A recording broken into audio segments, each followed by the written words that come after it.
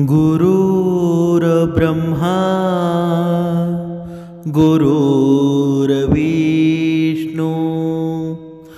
गुरुर्देव महेश्वरा सद्गुरु साक्षात परब्रह्म तस्मै श्री सद्गुरुवे नमः। जय जय रघुवीर समर्थ श्रीराम समर्थ। सद्गुरु चरणांना नतमस्तक होऊन आपण या सुंदर सकाळच्या वातावरणामध्ये या निरूपणास सुरुवात करूया। सर्वजण उपासना करूनच श्रवणाला बसलेले आहात असं समजून आपण या निरूपणास सुरुवात करूया। मायबाप सज्जनांचं स्वागत आहे। समर्थांनी सांगितलं आहे ना की आपल्या प्रारब्धात जे लिहिलेलं आहे ना तेच आपल्या आयुष्यामध्ये घडत असतं। आपण सर्व काही बदलू शकतो, परंतु आपले नशीब आहेत ना, आपल्या प्रारब्धात लिहिलेल्या गोष्टी आहेत त्या कधीच बदलू शकत नाही। कारण का बरं? काही गोष्टी आहेत ना आपल्याला नशिबाने मिळत असतात। एखादी मुलगी जर खूप श्रीमंत घराण्यामध्ये जन्माला आली असेल आणि तिच्या प्रारब्धामध्ये गरिबाची पत्नी म्हणून जीवन जगलं लिहिलेलं असेल तर तिच्या घरामध्ये जाईल ना, तिथे गरिबीतच तिला जीवन जगावं लागेल। मग आपण कधी कधी म्हणतो की एवढ्या श्रीमंताची मुलगी होती, मग हिचं एवढं वाईट कसं झालं बरं? एवढ्या गरिबी ही ज्या दिवशी हिचं लग्न झालं त्या दिवशी हिचा नवरासुद्धा मृत्युमुखी पडला। ज्या दिवशी हिचं लग्न झालं त्या दिवसापासून गरिबी घरामध्ये आली। असं का होतं बरं? कारण आहे ना, ही भगवंताची लीला आहे। म्हणजेच आपली इच्छा नसली तरी देखील प्रारब्धामध्ये जे लिहिलेलं आहे ना ते आपल्याला भोगावं लागत असतं। अनेक जणांना असं वाटत असेल की आम्ही खूप परमेश्वराची भक्ती करतो तर आमचा प्रारब्ध बदलू शकेल का? तुम्ही कितीही ईश्वराची भक्ती केली तरी देखील तुमचे प्रारब्ध आहेत ना ते बदलू शकत नाही। केवळ तुमच्या आयुष्यामध्ये आलेले दुःख कमी होऊ शकतात। देवाच्या कृपेनं साक्षात देवादिकांना देखील प्रारब्ध बदलता आलं नाही तर तुम्ही आपण कोण आहोत? एक सामान्य मनुष्य आहोत ना। प्रभू रामचंद्रांना देखील 14 वर्ष वनवासात जावं लागलं। देव असून देखील त्यांच्या प्रारब्धात जे लिहिलेलं होतं ना त्यांना कधीच चुकलं नाही। तसे श्रीकृष्णस्वारी स्वतः भगवंत असून देखील त्यांचा जन्म बंदीखान्यामध्ये झाला। समर्थांनी सांगितलंच आहे ना, आपल्या मागच्या जन्मीचे कर्म असतात ना ते या जन्मामध्ये आपले प्रारब्ध लिहित असतात। म्हणजे जर आपल्या मागच्या जन्मीचे कर्म वाईट असतील तर या जन्मामध्ये या मानवजातीमध्ये आपण जर श्रेष्ठ कर्म केले ना, भगवंताची भक्ती केली तर येणारी संकटं असतील, येणारे दुःख असतील त्यापासून आपल्याला भगवंत वाचवू शकतो। म्हणजेच आपल्याला होणारा त्रास कमी होऊ शकतो, आपल्याला येणाऱ्या दुःखामध्ये फरक पडू शकतो। पण जे भगवंताने लिहिलेलं आहे ना तेच होणार आहे। फक्त आपण या जन्मामध्ये कर्म करण्यासाठी आलेलो आहोत आणि ते कर्म कशी करावी बरं? समर्थांचे विचार ग्रहण करावे, ब्रह्ममुहूर्तावर उठून उपासना करावी, कुणाला वाईट बोलू नये, कुणाच्या जीवनामध्ये दुःख आणू नये। कारण हे कर्म जर आपण सर्वश्रेष्ठ केले ना, आपले विचार सुंदर असतील ना तर आपले नशीबसुद्धा तसे होऊ लागतील। पण आपण हे करू तेव्हाच ना, म्हणजे आपला जन्म असू द्या, आपलं लग्न, आपला मृत्यू जिथे लिहिलेला असेल ना तिथेच आपले प्रारब्ध आपल्याला ओढून घेऊन जातात। आणि या 3 अशा गोष्टी आहेत ना ज्या केवळ प्रारब्धानुसार होत असतात। आता तुम्ही म्हणाल हा प्रारब्ध म्हणजे तरी काय बरं? याच्यामध्ये काही खरं आहे का? आता एका उदाहरणाद्वारे आपण स्पष्ट करूया नक्की प्रारब्ध काय असतं. रावणाने मुलगी झाल्यानंतर ब्रह्मदेवांना विचारलं, या मुलीचे लग्न कोणाबरोबर होणार आहे बरं. ब्रह्मदेवांनी कुंडळी पाहून सांगितलं, समोर लहान झाडूवाला मुलगा दिसतो आहे ना, त्याच्याबरोबर या मुलीचं लग्न होणार आहे, तोच तिचा जीवनसाथी होणार आहे. रावणाला या गोष्टीचा खूप राग येतो. माझी मुलगी आणि या झाडूवाल्याला द्यायची शक्यच नाही. रावणाने लगेच नोकरांना सांगितलं, या मुलाला उचलून समुद्रामध्ये फेकून द्या. नोकरांनी त्याचा अंगठा कापला, त्याला समुद्रामध्ये फेकून दिलं. तो मुलगा पाण्यामध्ये वाहत वाहत एका बेटावर पोचला. त्या बेटावरचा राजा वारला होता. लोकांनी हत्तीच्या सोंडेत माळ देऊन, हत्ती ज्याच्या गळ्यात माळ घालेल ना, तो बेटावरचा राजा होईल असं ठरवलं. लोक हत्तीच्या सोंडेमध्ये माळ देऊन त्या मागे मागे फिरत होते. हा मुलगा दिसल्याबरोबर हत्तीनं त्या मुलाच्या गळ्यात माळ घातली आणि लोकांनी त्या मुलाला त्या बेटावरचा राजा म्हणून स्वीकारलं. बरेच वर्ष उलटून गेली. त्यानंतर तो बेटावरचा राजा म्हणजे झाडूवाला मुलगा वयात आला होता. तशी रावणाची कन्या देखील उपवर झाली होती. बेटावरचा राजा पाहून रावणाने आपल्या मुलीचा विवाह त्या मुलाबरोबर लावून दिला. रावणानं पाहुणचारा करता एकदा आपल्या जावयाला आपल्या घरी बोलावलं. रावण म्हणाला, हल्ली ना ब्रह्मदेव पण खोटे बोलायला लागलेत. माझ्या मुलीचं लग्न झाडूवाल्याच्या बरोबर होणार म्हणून मला ब्रह्मदेवानं सांगितलेलं होतं, पण आपण तर राजकुमार आहात. रावणाला प्रत्युत्तर देत जावई म्हणाला, माफ करा मामाजी, मी तोच मुलगा आहे. आणि त्यानं त्याच्या पायाचा अंगठा दाखवला. मग रावणाला खात्री पटली की या ब्रह्मदेवाच्या गाठी असतात. मरण देखील ज्याचे जिथे लिहिलेलं असतं ना, तिथेच होतं. एकदा गरुडाची आई आजारी पडली होती. सर्व येऊन भेटत होते. गरुड रोज संध्याकाळी आपल्या आईला विचारी की आज दिवसभरामध्ये कोण कोण आले होते आई. आई सर्वांची नावे गरुडाला सांगत होती. एकदा यमराज आले, भेटून गेले, पण जाताना हसले. संध्याकाळी गरुडाच्या आईला विचारलं, आज कोण आले होते आई. आई म्हणाली, आज यमराज आले होते, जाताना हसले. गरुडाला शंका आली, का हसले असावे यमराज.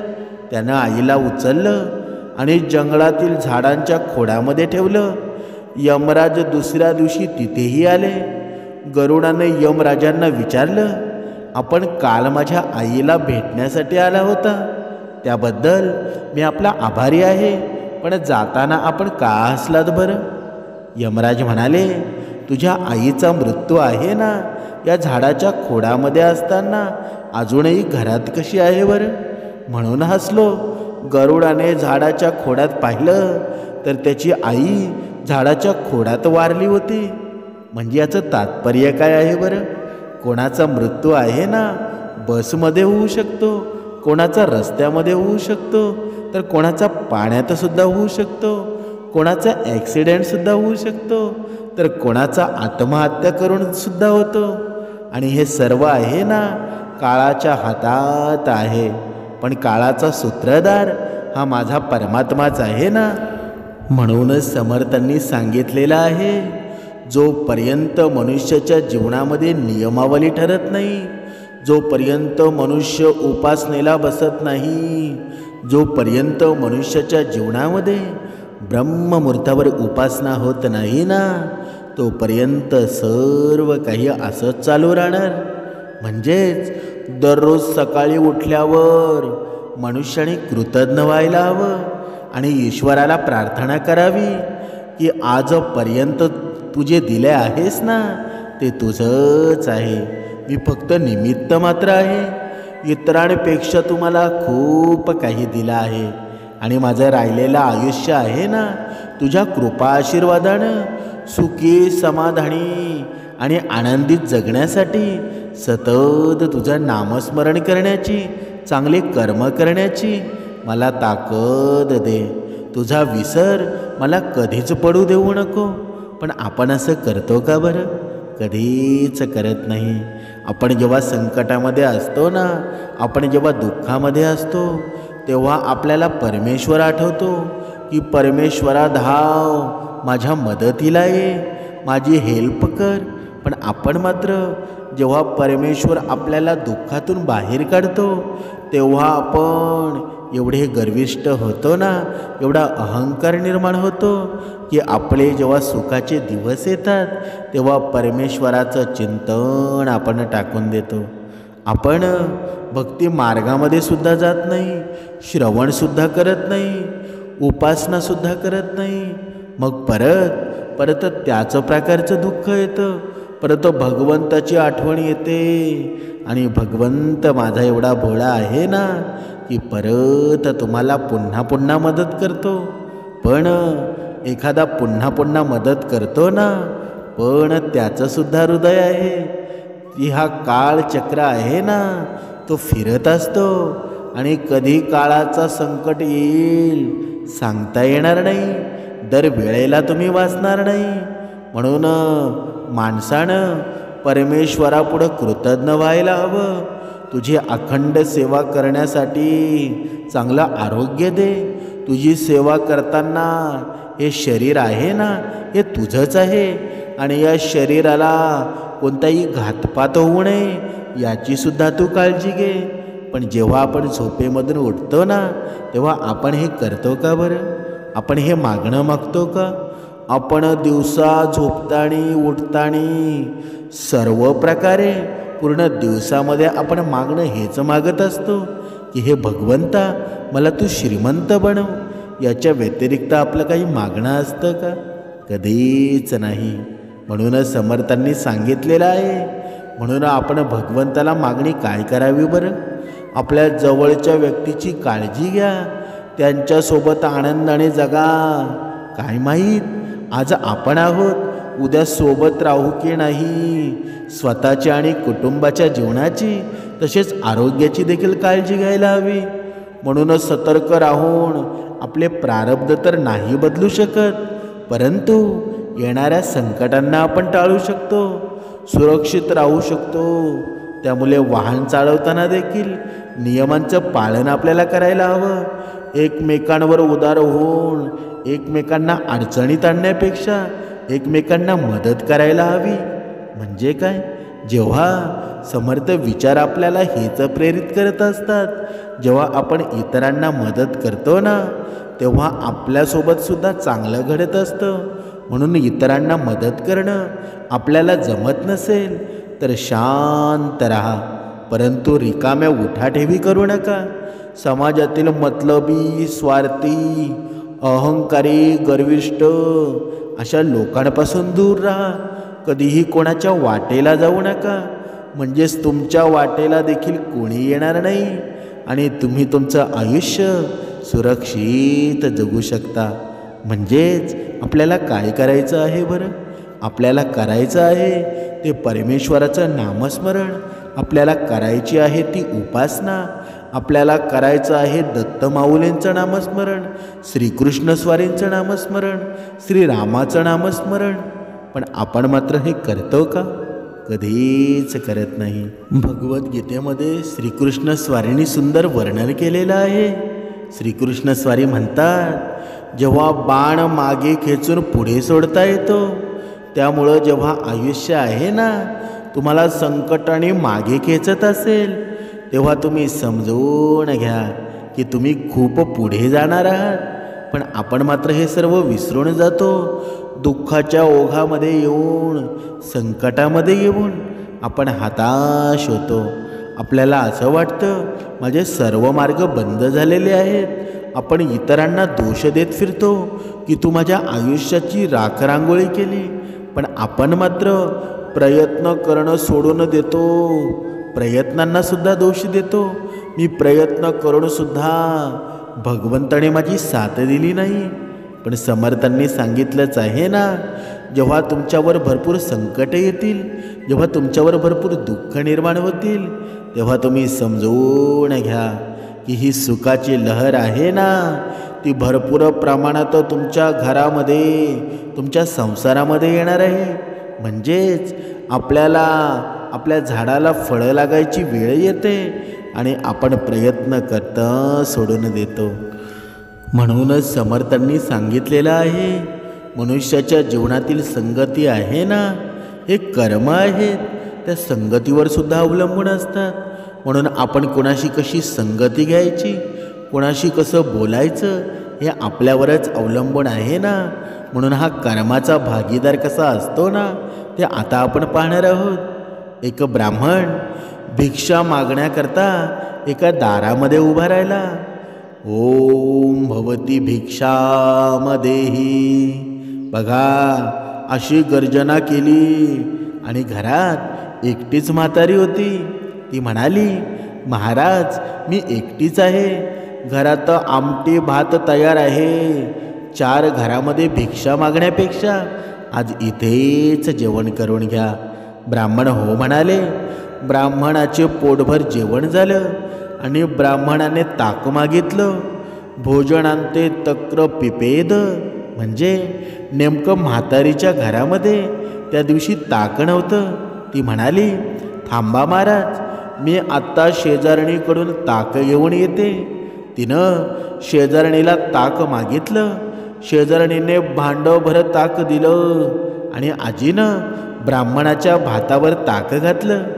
ब्राह्मणाने भुरका मारला आणि शेवटचाच ब्राह्मण तडकाफडकी मेला.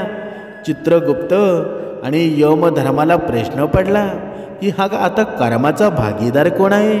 कारण ब्राह्मणानं आत्महत्या केली नाही, ब्राह्मणीनं, त्या म्हातारीनं अतिथी धर्म पाळला होता. तिनं ब्राह्मणाला मारलं नव्हतं, दारात आलेल्या अतिथीला पोटभर जेवण दिलेलं होतं. शेजारणीनं शेजार धर्म पाळला होता. कोणी दारात मागायला आलं ना तर नाही म्हणू नये म्हणून तिनं ताकसुद्धा दिलं होतं. आणि ताक पिऊन ब्राह्मण मेला होता, कारण आता ताकात विष होतं आणि हे विष एका नागाच्या तोंडातून त्या ताकामध्ये पडलेलं होतं. यमधर्मानं नागाला जाब विचारला. नाग म्हणाला, यात माझा काय दोष आहे बरं? घार मला पकडून आकाशमार्गे चालली होती. माझं तोंड खाली झालं होतं, त्यामुळे माझ्या तोंडातील गरळ आहे ना त्या ताकामध्ये पडली, म्हणून ब्राह्मण मेला. यमानं घारीला जाब विचारला आणि घार म्हणाली, यात माझा काय दोष आहे बरं? सापाला पकडून खाणं हा माझा धर्म आहे. प्रत्येकानं आपला धर्म पाळला होता. मग आता कर्माचा भागीदार नक्की कोण? चित्रगुप्त यमाला म्हणाला, चला माझ्याबरोबर चला, या कर्माचे भागीदार आहे ना मी तुम्हाला दाखवतो. ते दोघेही गुप्त रूपाने ब्राह्मण मरून पडला होता ना तिथे आले. हा म्हणता संपूर्ण गावामध्ये बातमी पसरली की म्हातारीच्या घरी ब्राह्मण जेवता जेवता मेला. हळूहळू आळीतल्या बायका तिथे जमल्या. त्या बायकांमध्ये चर्चा सुरू झाली की ब्राह्मणाने की मेला कसा. एक बाई म्हणाली, या ब्राह्मणाकडं भरपूर द्रव्य होतं. म्हातारीनं भोजनात विष घालून त्याला ठार मारलं, त्याचं द्रव्य हडप केलं. चित्रगुप्त यमाला म्हणाला, पहिल्या क्रमांकावर हिचं नाव लिहा आणि जिथे जे या घटनेबद्दल बोलत होते ना त्यांना या कर्माचे भागीदार बनवलं. थोडक्यात कर्माचा इतका सूक्ष्म विचार केला आहे. एखाद्या घटनेबद्दल समर्थांनी सांगितलंच आहे ना, आपल्याला काही माहीत नसताना बोलणं हे सुद्धा पाप आहे. जोपर्यंत एखादी घटना तुम्ही प्रत्यक्ष स्वतःच्या डोळ्यांनी पाहत नाही तोपर्यंत कोणाच्या तरी तोंडून निघालेली बातमी कानाने ऐकून तुमच्या तोंडानं कधीच बोलू नका. हे सुद्धा एक प्रकारचं पाप आहे. आपण पाहिलं असेल, या संसारामध्ये आपण एवढ्या गोष्टींच्या मागे लागतो ना, आपल्याला गरजसुद्धा नसते, आपल्याला काही घेणं देणंसुद्धा नसतं, त्याच्यामध्ये आपला फायदा तोटासुद्धा नसतो, तरीसुद्धा आपण आपल्या अंगावर काही गोष्टी ओढून घेतो. कधी कधी याची लावेलावी त्याला करतो, पण याच्यामध्ये तुमचा फायदा काही होतो का? बघा, तुम्ही विचार करा.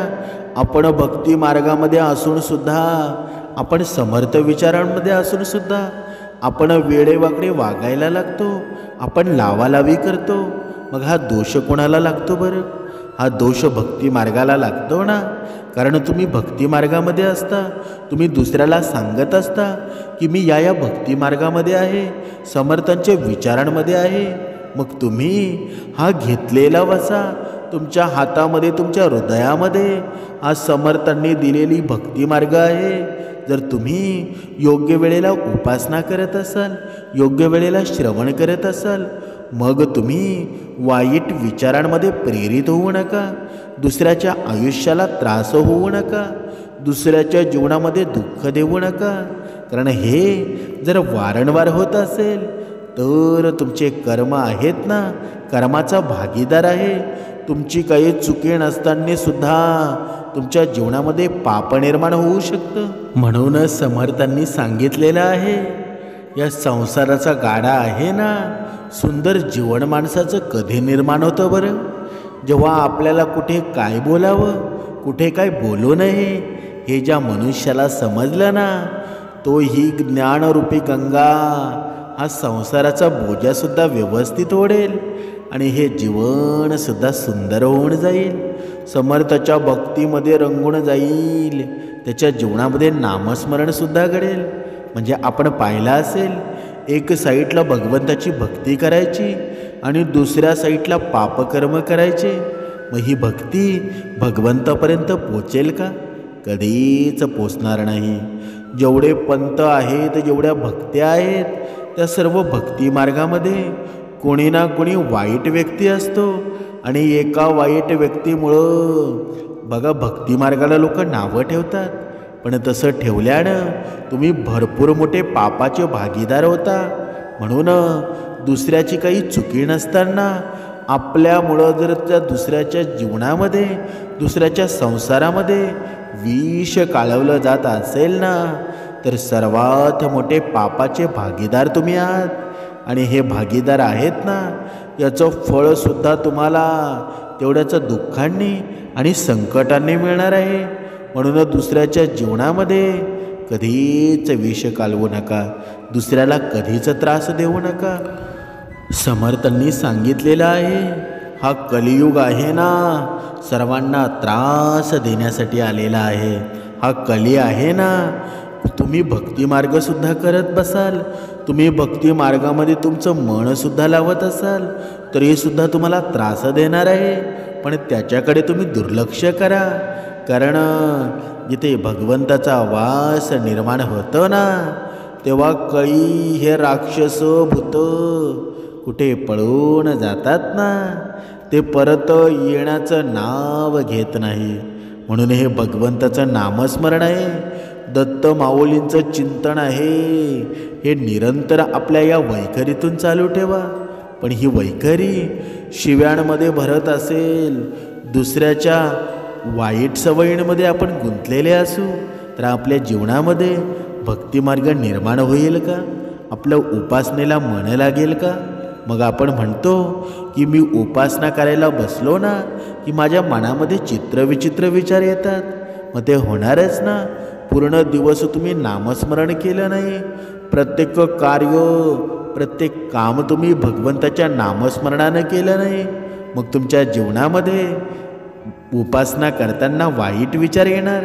पण जर आपण भगवंताची प्रत्येक कामानं सुरुवात केली तर आपलं जीवनसुद्धा समृद्ध होईल, आपल्या जीवनामध्ये सुद्धा ऊर्जा निर्माण होईल. म्हणजे आपला सर्व संसार सुखाचा होईल, सुंदर होऊन जाईल. म्हणून आपण त्यासाठी भगवंताला शरण जायला हवं. पण आपण मात्र अहंकारामध्ये बुडलेलो असतो, तर भगवंताला शरण जाऊ का बरं? जेव्हा प्रार्थना करतो भगवंताला आपण म्हणावं, हे दत्तात्रेया, तू जसे 24 गुणगुरू केलेस ना, तसे सर्वांमधील चांगले गुण घेण्याची वृत्ती माझ्यातही निर्माण होऊ दे. ही तुझ्या चरणी प्रार्थना आहे. हे दत्तात्रेया, या भूलोकामध्ये अडकलेल्या माझ्या अतृप्त पूर्वजांना पुढची गती दे. हे दत्तात्रया, अतृप्त पूर्वजांच्या त्रासांपासून तू माझं रक्षण कर. तुझे संरक्षण कवच माझ्याभोवती सदोदित असू दे, ही तुझ्या चरणी प्रार्थना आहे. कधी कधी आपण बघा उपासनासुद्धा करतो, सर्व गोष्टींचं पाळनसुद्धा करतो, तरीसुद्धा आपल्या मनासारख्या काही गोष्टी घडत नाही.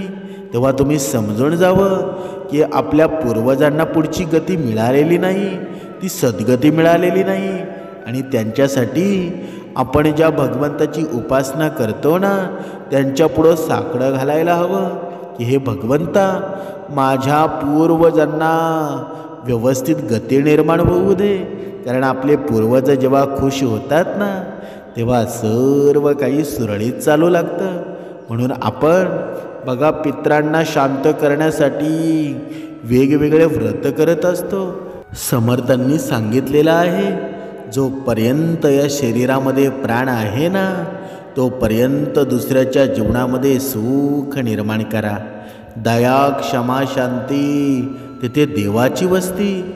जेवढे तुम्हाला दुसऱ्यांचे आशीर्वाद घेता येतील ना, तेवढे तुम्ही आशीर्वाद घ्या. जर एखादा व्यक्ती कोणी संकटात सापडलेला असेल, बघा कधी कधी आपण एखाद्याला मदत करतो आणि तो आपल्याला काय म्हणतो बरं, तुम्ही माझ्यासाठी एक देव होऊन आलात आणि मला मदत केली.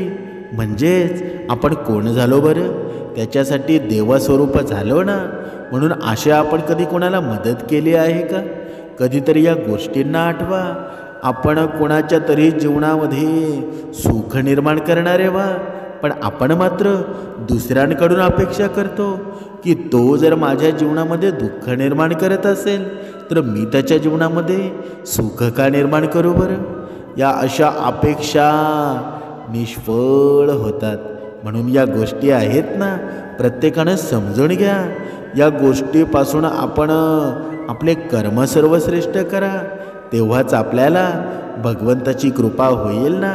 आणि आजवर सुद्धा झालेली आहे. जो दोन्ही वेळची उपासना करतो, जो भगवंताची बघा ब्रह्ममुहूर्तावर उपासना करतो, ब्रह्ममुहूर्तावर उठून सर्व काही उरकून जेव्हा संध्याकाळी कामावरून येऊन तेव्हासुद्धा उपासना करतो, बघा त्याचा संसारसुद्धा सुखाचा आहे आणि सर्व काही तेजीमध्ये चालू आहे. समर्थांनी मनाच्या श्लोकांमध्ये सुंदर वर्णन केलेलं आहे. अहंता गुणे सर्व ही दुःख होते, मुखे बोलिले ज्ञान ते व्यर्थ जाते, सुखी राहता सर्व ही सुख आहे, अहंता तुझी तूची शोधून पाहे. म्हणजे दुःखाचा हरण करणार हे सुखाचं मूळ आहे. म्हणजेच अंतर्यामी होणारं सुख काय किंवा जीवाला व्यापून राहणारं दुःख काय, त्याचा शोध घेतला ना तरच त्या सुखदुःखाचं मूळ सापडतं. त्यासाठी मनाची तशी धारणा असावी लागते. मनाने जर शोध घेतला ना तर त्याला शोधसुद्धा लागतो. होणाऱ्या असीम सुखाचा किंवा विश्वविराट दुःखाचा पुन्हा आणखी एक गोष्ट लक्षात घ्यायला हवी की मनाच्या पातळीवरची सुखदुःख आणि शरीर पातळीवरची सुखदुःख यातून मूलभूत फरक काय आहे बरं? शरीराला किंवा इंद्रियांना मिळणारं सुख हे जसं तात्कालिक असतं ना, तशीच शारीरिक दुःखाची गोष्ट आहे. परंतु या मानसिक पातळीवर तसं सुख किंवा दुःख असं काहीच नसतं. हे तेव्हा कळतं ना जेव्हा तुम्ही ईश्वरी शक्तीशी एकरूप होता.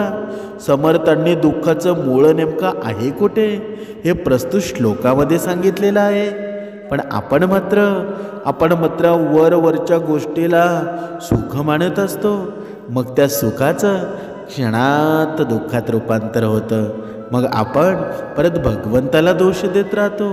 पण खरं सुख आहे कुठे हे जेव्हा या मनुष्याला कळेल ना, तेव्हा मनुष्य या भक्ती मार्गामध्ये रंगून जाईल. कधीच भगवंताचं नामस्मरण करणं सोडणार नाही. म्हणूनच समर्थांनी सांगितलेलं आहे ना, नित्य नेमानं उपासना करा, ब्रह्ममुहूर्तावर उठा, तुमची सर्व स्वप्ने पूर्ण होतील, तुम्ही पाहिलेल्या सर्व गोष्टी सत्यामध्ये उतरवतील. निरंतर भगवंताचं नामस्मरण करा, तुमची दुःख भरपूर प्रमाणात कमी होतील. तुमच्या जीवनामध्ये असा चमत्कार घडेल ना, तुम्हाला विश्वाससुद्धा बसणार नाही. पण जेव्हा आपण उपासनाला सुरुवात करू ना, ब्रह्ममुहूर्तावर उठून दररोज उपासना करू, तेव्हाचे फळ मिळणार आहे. आपण कर्मामध्ये राहून जेव्हा उपासनेला श्रेष्ठ मानू ना, तेव्हा सर्व काही तुमचं व्यवस्थित होईल. म्हणून या जगामध्ये जर काही सत्य असेल ना, तर माझा भगवंत आहे. शरण जायचं असेल तर भगवंताला शरण जा आणि नवीन आयुष्याला सुरुवात करा. तुमच्या जीवनाचं भलं झाल्याशिवाय राहणार नाही. जय जय रघुवीर समर्थ.